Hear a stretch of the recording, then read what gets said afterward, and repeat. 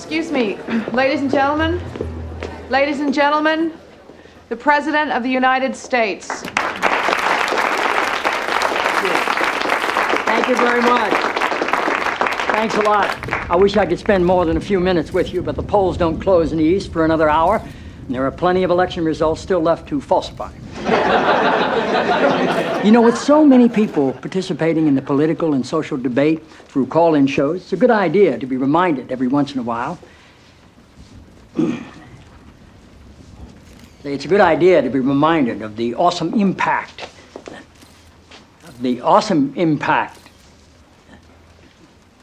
I'm sorry.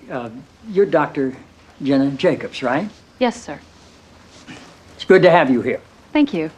The awesome impact of the airwaves and how that translates into the furthering of our national discussions, but obviously also how it can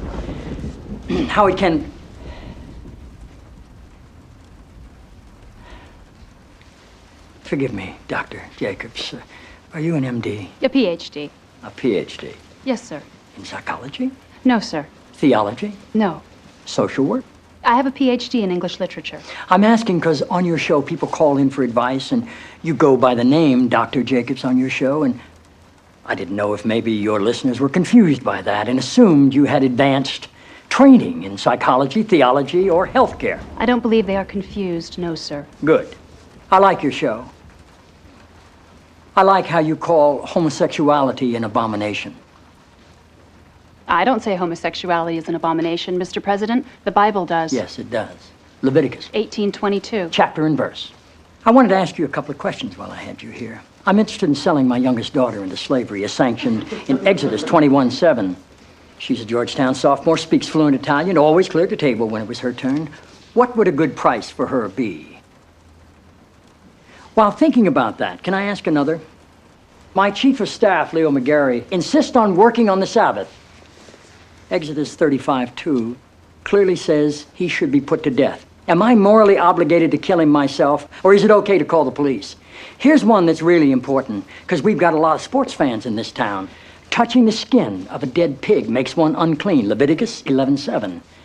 If they promise to wear gloves, can the Washington Redskins still play football? Can Notre Dame? Can West Point? Does the whole town really have to be together to stone my brother John for planting different crops side by side? Can I burn my mother in a small family gathering for wearing garments made from two different threads? Think about those questions, would you? One last thing.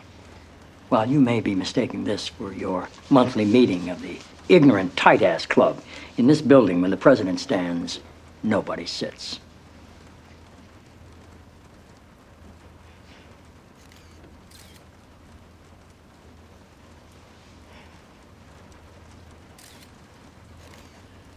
Toby. Yes, Mr. President. That's how I beat him.